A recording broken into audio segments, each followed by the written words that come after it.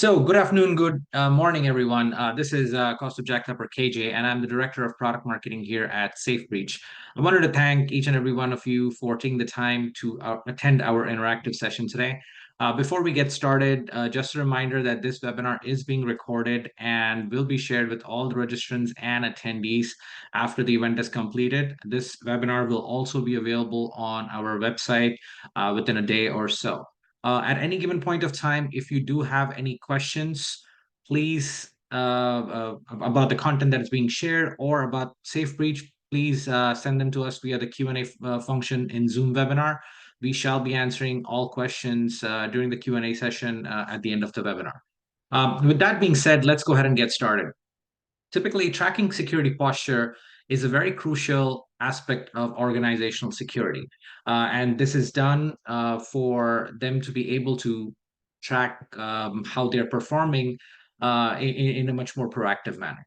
But how can organizations effectively understand and share the impact of their overall program based on constantly changing threat landscape? Because there are oftentimes dozens of security controls, tools, multiple teams tracking everything.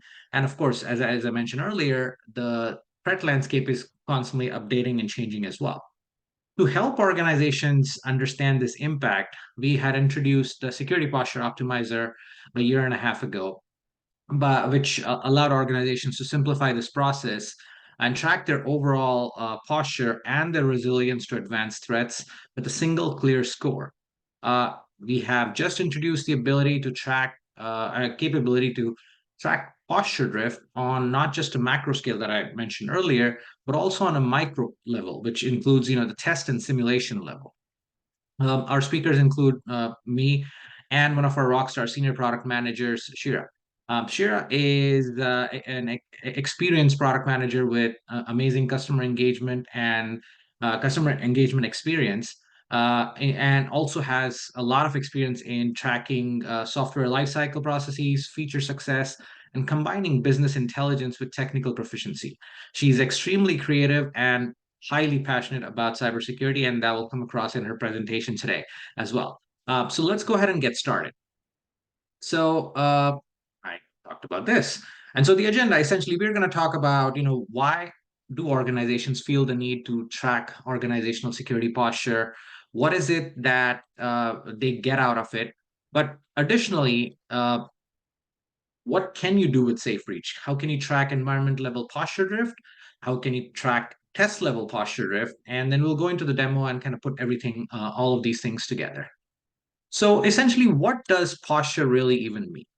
Posture basically, the NIST definition is the security status of an enterprise's networks, information, and systems based on their resources, which include people, hardware, the software that's being leveraged, the security controls, and the policies, the security policies, the configuration policies, and the capabilities that organizations put in place to manage the defense of the overall organization. Now, this is a very convoluted definition. While it might seem easy, what does it really mean?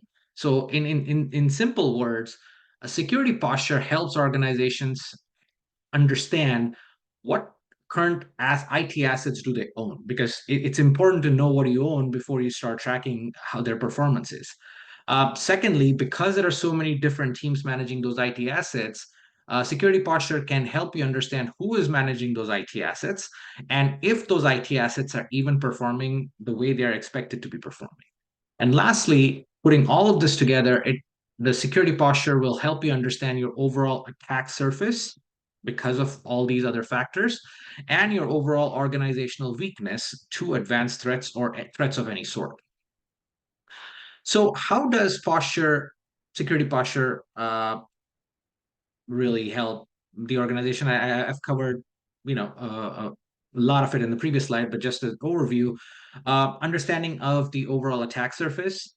Secondly, because you're talking of a lot of IT assets and people and the processes and policies, it helps you identify those security gaps and vulnerabilities to understand their downstream effect on your organizational security. That's the most critical part, that it's not only important to understand what assets you have and if they're performing correctly, but if they don't and cause gaps, what is their impact on your overall organizational posture? Third thing, obviously, as we kind of talked about, the status of the security controls, because you have invested millions, sometimes even billions of dollars in improving your organizational security. Are they doing their job the way they're supposed to? And lastly, putting all of this together, are you able to prevent, detect, and remediate those threats that you might come across? So, as I mentioned earlier, with SafeBreach, you do have the option of tracking macro, which is the environment level posture drift, as well as micro, which is the test or simulation level drift. Now, with Security Posture Optimizer, you have the option of continuously tracking organizational cyber resilience with a single score. Now, I do have to mention that this single score essentially is the result of when you first run any sort of test, when you first get the console, when you run any sort of tests, you're going to get a baseline score. You can also choose to run baseline scenarios that we have provided in the product so that you gain an understanding of where I currently stand. You can run those, get a score, and as you continue running more tests or even rerunning those baseline tests, you will get improvements or deteriorations in your score that will tell you where the gaps are. These numbers that you see over here, and Shir is going to go over in detail, is basically telling you each of the security controls, what are they doing? Are they missing any tests? And again, understanding which controls are working and which controls need improvement. And this is essentially providing you a bird's eye view of which attacks were missed by security controls. Because the job of any security organization is to deter any attacks from causing that harm. And so this will give you a very high level view of which attacks were able to kind of get through, and these are your gaps. So let's go ahead and fix them. Um, and the new capability that I was talking about is the ability to now track test level posture drift. What this will do is if you run a particular test, you get a score. You can now rerun the test over time and now get the ability to track the result, the status, and how the alerts change. So that there's an ability to track this drift in the performance of the test on your security controls. So that's your micro level drift. It can also give you a visual representation that indicates the change in score compared to the previous test. So as I mentioned, you run a particular test. If you rerun it again, has my score improved? Has it done what it's supposed to be doing? And you also have now the option of drilling into each and every specific test to understand what was it, you leveraging our drift widget, what was it that changed, which is very important, not just to understand, hey, something changed, but you need to understand what has changed so that you can go ahead and fix it if it's bad. So these are just some of the screens that kind of, Shira will go over. You're able to track simulation level drift. You're able to track simulation level changes. It's a very easy and visual way of tracking this information so that you get that information right up front rather than you wanting to, dig deep and trying to understand, oh my God, I don't know what's happening. At this point, I am going to turn it over to Shira, who is going to talk about something cool and awesome happening very soon.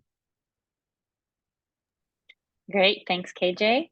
So first of all, maybe if you could share just one last slide, KJ, and that would be helpful just so I can have the visual.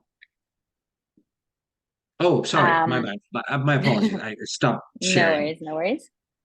No worries. But basically, kind of as KJ just mentioned, we have the capability of tracking drift over time, and that really takes into account a specific test that's scheduled to run in a certain cadence, and the ability to look at previous scores and the current score and kind of see what's changed. A new capability that we're going to be releasing soon in the upcoming quarter talks about actually comparing not to previous runs of the same test, but rather to peers. So we're adding a peer benchmark score, meaning that for a specific test, we kind of are able to break down the test or several tests into the attacks that make them up. And then we kind of use those attacks to calculate how your peers are doing in regards to those same tests, in regards to those same attacks, sorry. So that really kind of helps you understand where you are compared to your peers. SafeBreach's customers are all large enterprises with very mature security programs and groups. So it really helps, kind of having this kind of peer benchmark score really helps understand whether you're aligning to how your peers are doing and how your peers are performing as well. And yeah, as you can see, there's also a kind of visual display, the kind of spider web or radar plot that shows you, also allows you to kind of see where you are compared to others on each of the different dimensions. So if you're doing kind of better in terms of simulations that are blocked, or maybe you have a higher percentage of simulations that aren't blocked, kind of helps you understand and compare yourself to others that are kind of in the same state and that might be running those same attacks. So this is going to be a new report that we're going to be releasing in the upcoming quarter, and it's also going to be incorporated into the test summary, so you can look at it at the test level there as well. So that's something that's coming up and we're very excited about. So I'm gonna now Cher's gonna quickly share how to do this all this awesome stuff. Wonderful. Yes, so I will share my screen. Okay, great. Hopefully everyone can see my screen. So as KJ mentioned, this is our security posture optimizer, which provides a snapshot view of your security posture for the entire environment. By default, we show all of the tests that were run in the previous month. We do all kinds of deduplications, obviously, and to make sure that we're calculating kind of an aggregation that makes sense, even for tests that are run several times, daily or monthly or weekly, et cetera. So this is kind of the score that is provided for the overall environment, given everything that's been run. And obviously there is also an option to focus on a specific test that represents a specific threat, or a specific group of tests that represents some kind of campaign. So there's a lot of flexibility here. But the idea here is really to provide one single score that you can drill into. And the beauty of the security posture optimizer is that it really allows you to choose the different levels of granularity with which you want to analyze the gaps that have been found. So as KJ mentioned as well, we have here a certain kind of breakdown according to the different security control categories.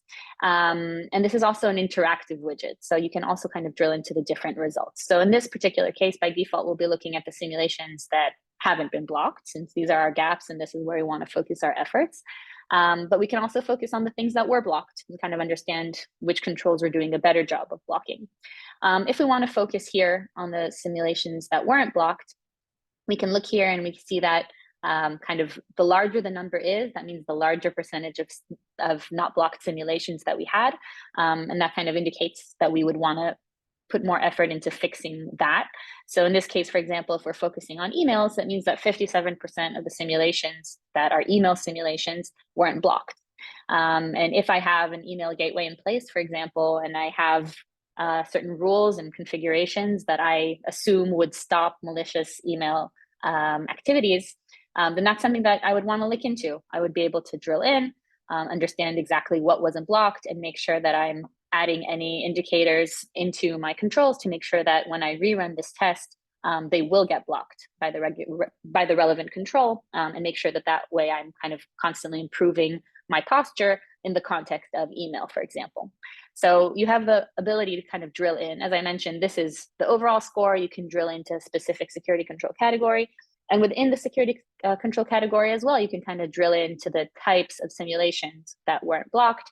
You can click on this, for example, if we want to focus on simulations that were missed and that are, focus on malicious email attachments. We can click in here and kind of see the exact simulations and drill into the specific parameters there that we would want to use.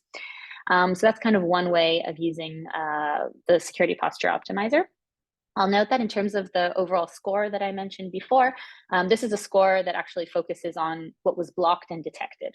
So simulations that were either blocked, prevented by controls, or that they were detected by controls, even though they weren't blocked, but we do have indication that there is visibility by certain security products. So that's how we calculate the score. So the higher the score is, the better off you are. And that's kind of the score that, as KJ mentioned, you would want to track. SafeBreach provides all kinds of templates that you can use, our scenario library. So you can really use certain baselines for certain controls if you don't know exactly what you want to run, and that's a really good place to start. Or you can obviously create your own custom scenarios. So there's also a lot of flexibility there. But once you run your scenarios that represent the tests that you're trying to check within your environment, this score is a really helpful tool for tracking over time, seeing whether there are any improvements, any deteriorations, and kind of drilling in using these beakers and these security control categories to drill in and understand where those gaps are fix them, rerun, and see the improvement. So that's kind of the macro level, like we called it before, the environment level drift or posture that you can track over time. We also have the option to track on a test level. So if we go here, this is the list of the completed tests. They might be one-time on-demand tests, they might be scheduled tests. And if they are scheduled tests that run on a certain cadence, then we can really track them over time, as I mentioned before. So let's look at a specific example here. I wanted to check this one. So here we can see that there's a test, a scenario, in fact, that I configured that wants to kind of validate segmentation. In this particular case, it was to validate my Palo Alto Panorama control. That was kind of the purpose of the scenario, and I set it for a weekly cadence. So this is one of the tests that was run about a week ago. So first of all, we can see my score. So I'm at a score of 70. Here I can kind of drill in deeper to understand how it breaks down in terms of how many simulations were stopped, how many were prevented, meaning that I had real evidence from a security control that they were the one that stopped it, how many were missed altogether. I can see here that this 70 is one point down compared to the score that I had last week. So I know that I'm pretty consistent for the most part. This isn't a very significant change, but I would be interested to still see what happened and what might have changed between the previous run and this run. And for that, I could click here and get sent to the dashboards. We have an out-of-the-box drift dashboard that allows you to kind of use this widget to see what's changed between the previous run and the current run for a scheduled test. There are several dimensions that we kind of look at. So we're talking about the same data, but you can look at it through the filter of results, which is whether it was blocked or not blocked and what changes happened on that level. You can also look at it as the status, our final status, our consolidated status takes into account also any security actions that we were able to pull and correlate from security controls. So just kind of two ways of looking, two different granularities of looking at the data. But here I can see something pretty interesting, which I might want to dive into a little bit and understand what's going on. So as I mentioned, this is a scenario that was built to check segmentation. So I'm running a variety of lateral movement attacks. And in this case, I can see that the previous run that was run on March 5th had 3 simulations that were blocked, but in the test that ran a week later, they suddenly weren't blocked. And that's something that I might want to drill into and understand kind of what's going on there. So just clicking on this brings me those 3 simulation pairs, the old and the new, right? For each of those simulations, I can see the old run from the test that was run on March 5th, and then the new one that was run on March 13th. So for example, if I want to focus here, I'm looking at a brute force attack over TDS protocol. TDS protocol is a protocol for communicating with databases. So if I'm looking at the old run, right, from March 5th, I can see that it was stopped. I might want to kind of dive in deeper here, understand what's going on with the simulation logs. I can see kind of all the steps that are happening as part of this attack. But I can see, for example, that at some point it timed out, and that's why it was blocked. What I understand from here is that probably there was some kind of connection issue. Maybe it's an IT thing, but it seems like there wasn't any ability to communicate between the 2 segments that I was trying to check. On the other hand, if I'm looking here at the more recent run, I can look and I see that this one was missed, and I'd kind of be interested in understanding what the difference is between the 2. And if I dive in here, I can see again all the steps that happen. In this case particularly, I can see that there's no kind of timeout, all the steps completed successfully. And this means that actually I was able to access the new segment from the old segment. So VPN2, my VPN2 segment was able to access my VPN1 segment. And if I'm trying to validate my segmentation and make sure that there isn't connectivity between those segments, then what I would want to do obviously is use the information here and use the port here to kind of include that in my firewall. And my call to action here would really be to add that port into my firewall and make sure that I'm blocking the connection between these two segments. That's also something that we can see here as part of the remediation suggestions for this particular simulation. So that's one example, and we're talking about an example here where something went from being blocked to being not blocked. Obviously, also in many cases, we would want to make sure that we can also track cases in which certain things that were not blocked or missed suddenly did become blocked, which is a good indication that our controls are working. So one example of that could be here. Here we're talking again about a baseline endpoint scenario. This is one of the scenarios that SafeBreach provides, and kind of provides some kind of lean quick check for endpoint control specifically. Kind of provides a relatively comprehensive but lean set of attacks that can be run and be set as a baseline. And in this case as well, if I want to kind of drill in, I can see here that there are all kinds of different status changes that occurred. Here, for example, I might want to focus on this one, right? So we're talking about 28 simulations that were missed in the previous run. And in the most recent run, they're logged. And what it means that they're logged is that on one hand, they weren't prevented, but we did see some kind of mention in the security controls for these particular simulations. So our controls are recognizing them. So that's also something that's good to know, right? So this is an improvement from something that was completely missed to something that was recognized by our security controls. So in this case as well, if I want to kind of drill in and understand, so I can focus on this, for example, right? So in the previous run, it was missed. And if I look, we're talking about an attack that uses CMD to extract certain Windows data. This isn't a command that's necessarily malicious, but if I am an IT administrator and I know that this is something that doesn't happen very frequently in my organization, then it's something that I might decide that I want to add as a rule into my EDR. Just to make sure that my EDR recognizes it and is aware of it, of a process like this, since it could be indicative of malicious activity when combined with other activities as well. So this is the old one, right? The previous run, where we see that the simulation was successful, right? It was missed by security controls. We didn't see anything.